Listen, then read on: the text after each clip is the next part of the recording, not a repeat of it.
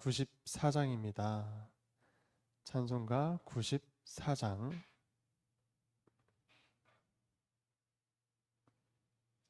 주 예수보다 더 귀한 것은 없네.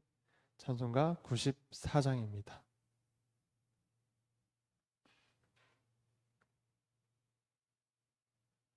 함께 찬양하도록 하겠습니다.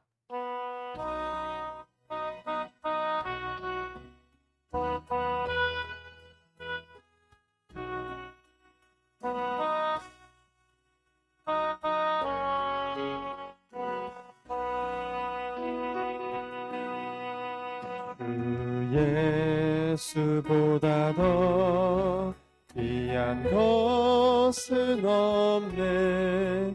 이 세상 부귀와 바꿀 수 없네.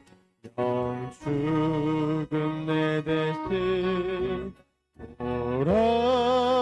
돌아가신 그 놀라운 사랑 잊지 못해. 세상 즐거움 다 버리고 세상 자랑도 버렸네. 주 예수보다 더 것은 없네. 예수 밖에는 없네. 주 예수보다 더 귀한 것은 없네. 이 세상 명예와 바꿀 수 없네. 이전에 즐기던 세상 일도 주 사랑하는 마음 맺지 못해. 세상 즐거움 다 버리고 세상 자랑 다 버렸네. 주 예수보다 더 귀한 것은 없네. 예수 밖에는 없네. 주 예수보다 더 귀한 것은 없네. 이 세상 행복과 바꿀 수 없네. 유혹과 핍박이 몰려와도 주 섬기는 내 맘 변치 않아. 세상 즐거움 다 버리고 세상 사랑 다 버렸네. 주 예수보다 더 것은 없네. 예수 밖에는 없네.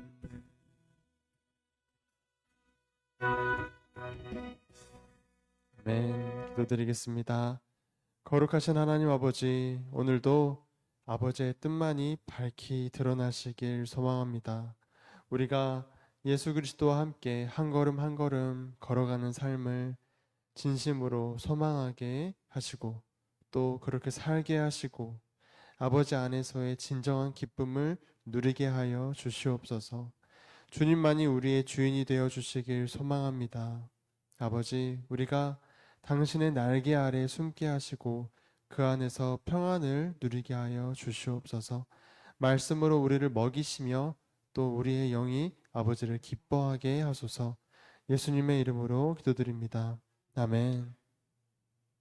요절 말씀 묵상하겠습니다. 요나서 4장 11절입니다.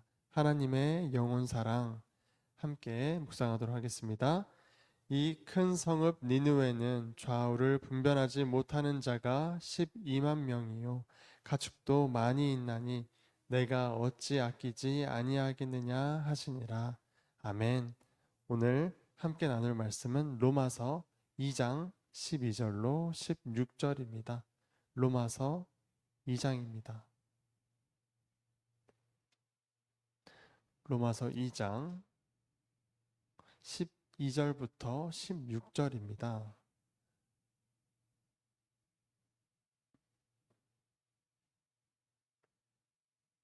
네, 로마서 2장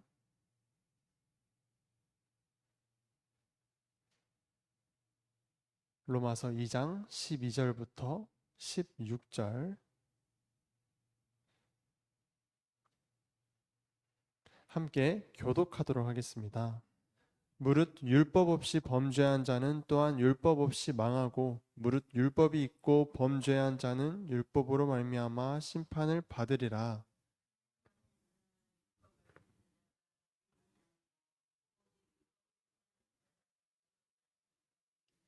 율법 없는 이방인이 본성으로 율법의 일을 행할 때에는 이 사람은 율법이 없어도 자기가 자기에게 율법이 되나니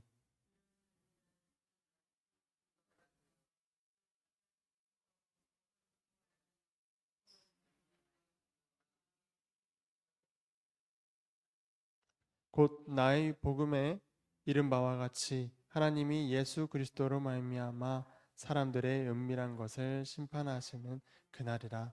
아멘. 아멘. 참 좋은 아침이 또 밝았습니다.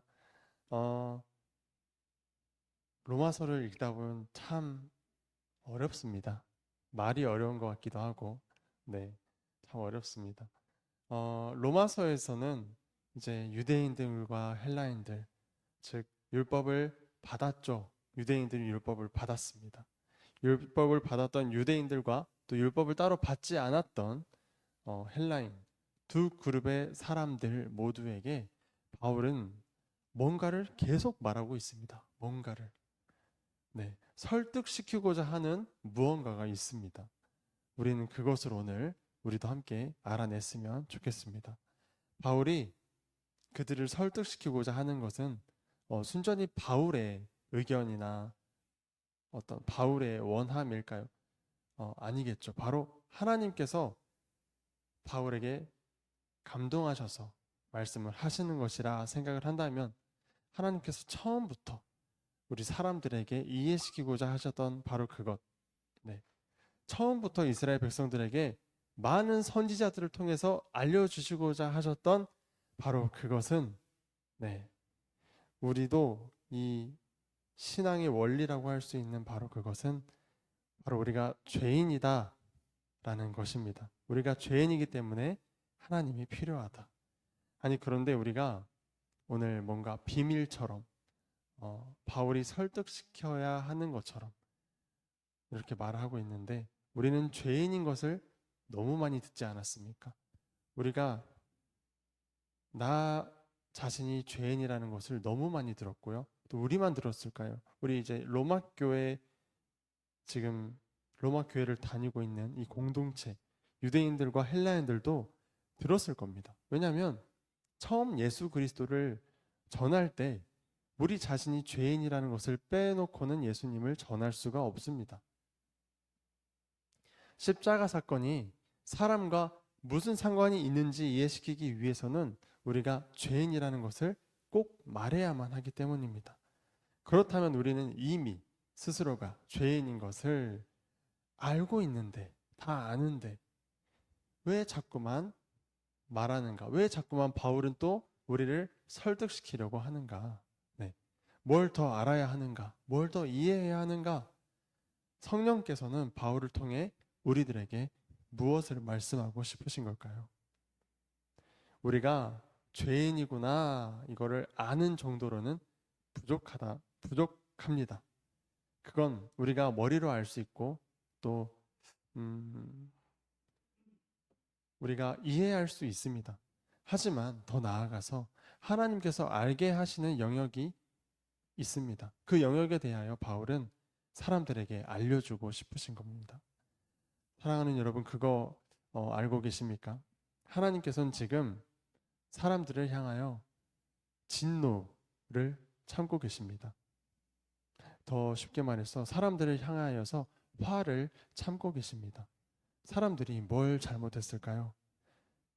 하나님께서 하나님의 그 날개 아래 사람들을 모으고 품으려 했던 적이 몇 번입니까? 또 하나님께서 사람들에게 남편처럼 옆에서 함께 사시려 하셨는데 그것을 거부한 것은 사람들이었습니다.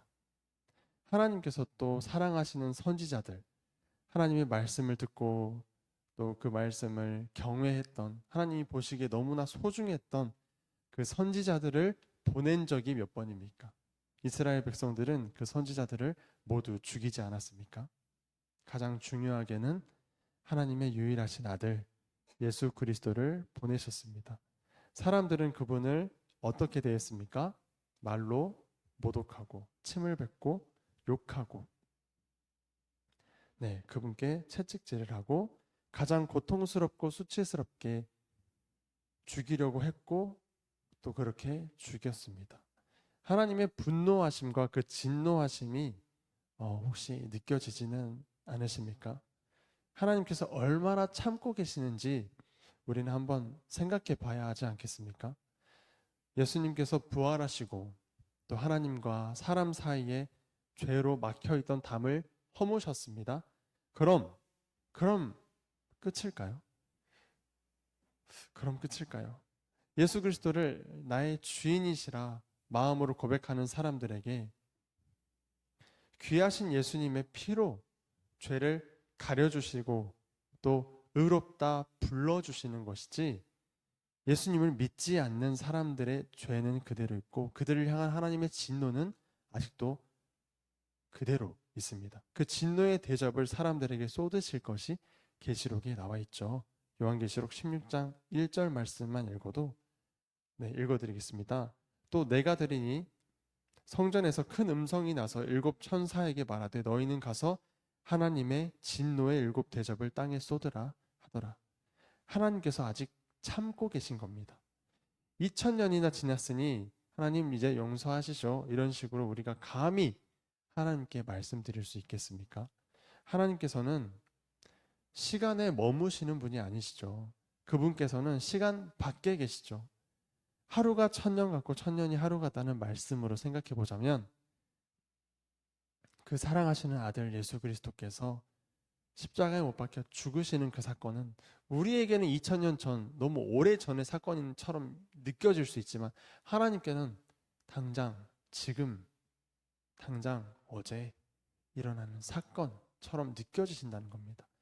그 아들의 죽음, 그 고통이 하나님께는 아직도 현재처럼 느껴지신다는 것입니다. 아직도 생생하실 것이라는 것이죠. 지금 예수님께서 우리와 하나님의 사이를 회복시키려고 우리의 죄를 대신하여 죽어주신 것은 2000년 전의 사건일 수 있지만 지금 우리에게 일어나는 사건이기도 합니다. 하나님께서는 사람들에 대한 진노를 참고 계시면서 동시에 예수 그리스도를 통해 구원을 받을 사람들을 오래 기다리고 계십니다.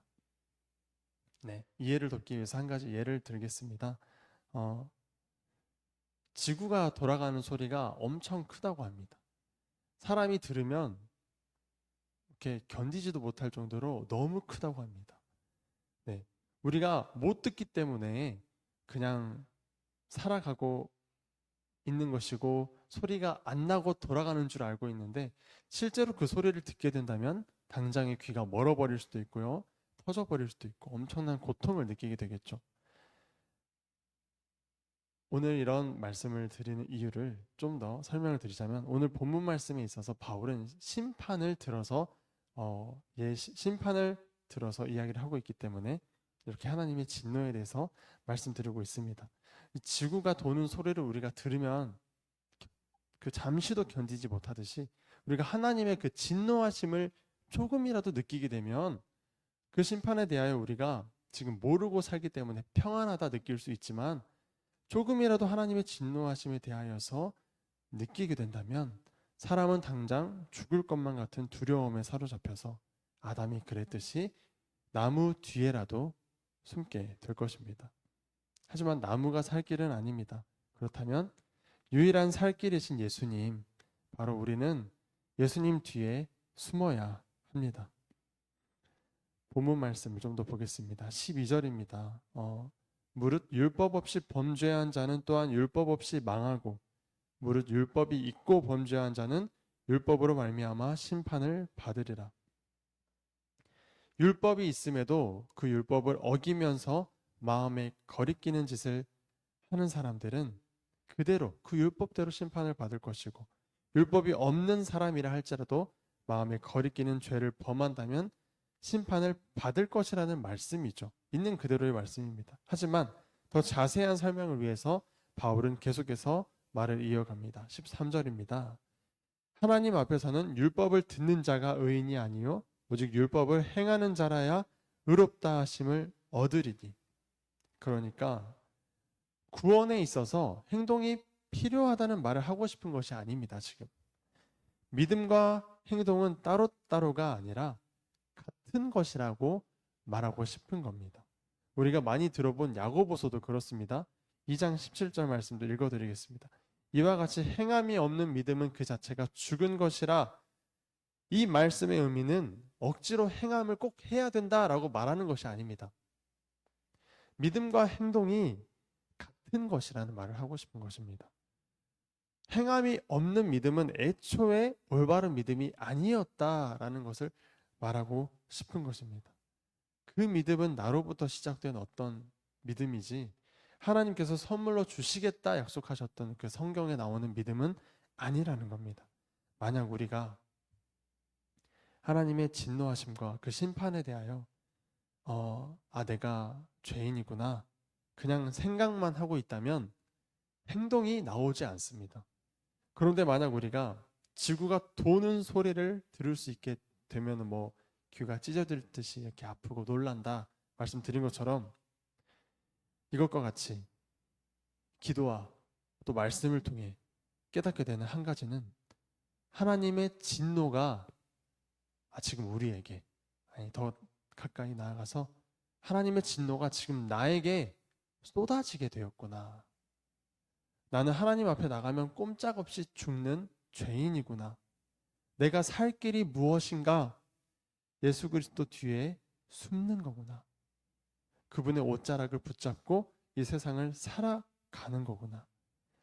이렇게 좀 더 깊이 죄에 대하여 묵상하고 또 하나님에 대하여 그 진노하심에 대하여 알게 된다면 어찌 믿지 않을 수 있겠습니까? 어떻게 예수님 뒤에 꽉 붙어 있지 않을 수 있겠습니까? 또 어찌 아버지의 나라와 아버지의 뜻을 위하여 기도하지 않을 수 있겠습니까? 우리는 지금 바울이 이 로마 교회 사람들에게 말하는 것은 자라나라는 겁니다. 어린아이의 신앙에 머물지 말고 자라나라. 어떻게 자라납니까? 우리는 접붙임된 가지입니다. 네, 접붙임이라는 것은 뿌리가 없는 이 가지가 새로운 나무에 붙는 것 아닙니까? 제가 중고등부 아이들에게도 한번 설명을 했었는데 이 가지가 나무에 붙으려면 붙어야 된다는 말이죠. 지금 접붙임이라는 것은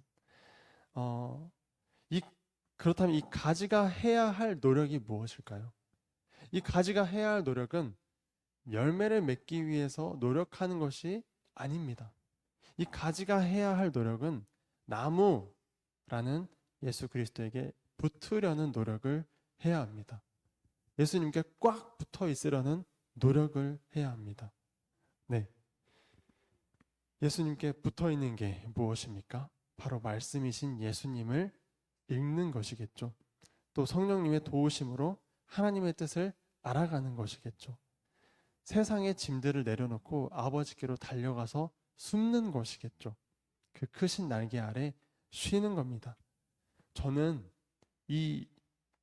내가 가지고 예수님께서 포도나무라면, 나는 예수님께 붙어 있으면 열매가 맺히는 거구나 라는 이 원리를 깨달았을 때 참 기뻤습니다. 참 자유했습니다. 네. 우리는 그 크신 날개 아래 들어가 쉬는 겁니다. 성령의 열매는 또 어떠합니까? 갈라디아서 5장 22절부터 23절입니다. 오직 성령의 열매는 사랑과 희락과 화평과 오래 참음과 자비와 양성과 충성과 온유와 절제니 이 같은 것을 금지할 법이 없느니라. 이 말씀처럼 이렇게 우리가 뭔가 열매를 맺으려고 산다고 맺혀지는 열매가 아닙니다. 예수 그리스도라는 나무를 꽉 붙잡을 때 자연스레 나타나는 열매이고 자라나는 열매이고 익어가는 열매입니다. 자라나게 하시는 분은 오직 하나님이시라고 하지 않습니까? 우리가 영의 양식을 먹지 않으면 어찌 자라나겠습니까? 네. 바울이 로마서 전체를 들어서 설득시키고자 하는 바, 또한 하나님께서 이스라엘 백성들을 자신의 날개 아래 모으시면서 말씀하시고자 하는 바는 바로 사람은 하나님 앞에 용서받지 못할 죄인이다. 스스로 구원받을 수 없음에 대하여, 그리고 예수 그리스도만이 유일한 살 길임에 대하여 계속해서 알려주고 싶으신 것입니다. 유대인들은 심판대 앞에서 이렇게 말하겠죠. 율법을 모두 지켰는데 왜 우리가 심판을 받습니까? 헬라인들은 이렇게 말하겠죠. 우리에겐 율법이 없는데 우리가 뭘 잘못했습니까? 율법이 아예 없는데. 그렇다면 우리는 이렇게 말할 수도 있습니다. 우리는 하나님, 제가 신앙 고백을 하고 주일 성수를 했고 우리 가정은 3대가 주님을 섬기고 전도를 몇 명을 했고 봉사를 얼마나 했고 다 소용없는 겁니다. 심판대 앞에 단 한 가지 문제만을 가지고 심판이 있을 것입니다. 바로 죄에 대하여 너는 어떠했는가? 죄에 대하여 우리의 삶은 어떠한가? 무엇을 행하였는가? 이러한 질문들에 대하여서 여기서부터는 저의 묵상입니다만 이렇게 대답할 것 같습니다. 죄에 대하여 어떠냐 하는 질문에는 죄에 대하여 제가 할 수 있는 일은 없었기에 예수 그리스도 뒤에 숨었습니다. 또한 죄에 대하여 나의 삶은 예수님을 붙잡는 삶이었습니다. 제 평생에 예수 그리스도만을 붙잡는 것밖에 할 수 없어서 열매는 잘 모르겠습니다. 마태복음 25장 34절부터 40절까지 읽을 텐데요. 조금 깁니다. 천천히 잘 들어봐 주시면 감사하겠습니다. 그때 임금이 그 오른편에 있는 자들에게 이르시되 내 아버지께 복 받을 자들이여 나와 창세로부터 너희를 위하여 예비된 나라를 상속받으라. 내가 줄일 때에 너희가 먹을 것을 주었고 목마를 때에 마시게 하였고 나그네 되었을 때에 영접하였고 헐벗었을 때에 옷을 입혔고 병들었을 때에 돌보았고 옥에 갇혔을 때에 와서 보았느니라. 이에 의인들이 대답하여 이르되 주여 우리가 어느 때에 주께서 줄이신 것을 보고 음식을 대접하였으며 목마르신 것을 보고 마시게 하였나이까? 어느 때에 나그네 되신 것을 보고 영접하였으며 헐벗으신 것을 보고 옷 입혔나이까? 어느 때에 병드신 것이나 옥에 갇히신 것을 보고 가서 배웠나이까 하리니 임금이 대답하여 이르시되 내가 진실로 너희에게 이르노니 너희가 여기 내 형제 중에 지극히 작은 자 하나에게 한 것이 곧 내게 한 것이니라 하시고. 아멘. 우리가 예수님만 쳐다보느라 열매가 맺혔는지도 모르는 사람들이 되었으면 좋겠습니다. 우리가 그런 사람들이 되기를 소망합니다. 어떠한 나의 열심에 사로잡힌 사람들이 아니라 예수 그리스도 안에 평안을 누리는 사람들, 참된 기쁨을 누리는 사람들, 항상 감사하는 사람들 되시길 진심으로 소망합니다. 또한 홀로 이 세상을 살아가는 것이 아니라 예수님과 살아가려는 것을 소망했으면 좋겠습니다. 세상에서 힘들면 주님께 달려와 안겼으면 좋겠습니다. 우리를 향하신 하나님의 뜻은 동행, 입니다. 마지막으로 미가서 6장 8절을 읽고 마치겠습니다. 사람아, 주께서 선한 것이 무엇임을 너에게 보이셨나니 여호와께서 내게 구하시는 것은 오직 정의를 행하며 인자를 사랑하며 겸손하게 내 하나님과 함께 행하는 것이 아니냐. 하나님과 함께 행하는 또 오늘이 되기를 진심으로 소망하겠습니다. 기도하겠습니다. 감사하신 아버지,